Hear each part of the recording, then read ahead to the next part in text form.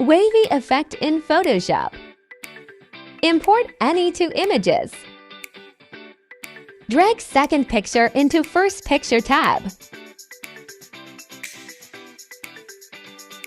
Now select the second picture layer. Now change the blending to overlay. Turn off the invisibility of the second layer. Now select the background layer. Then select the selection tool. Create a selection of road. Left click. Click on Layer via Copy. Now on the visibility of second picture layer, place the cursor between two layers and press Alt plus click. Now left click on background layer.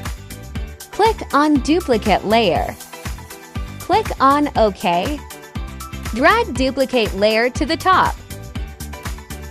Now change its blending to color. Result: before picture, after picture.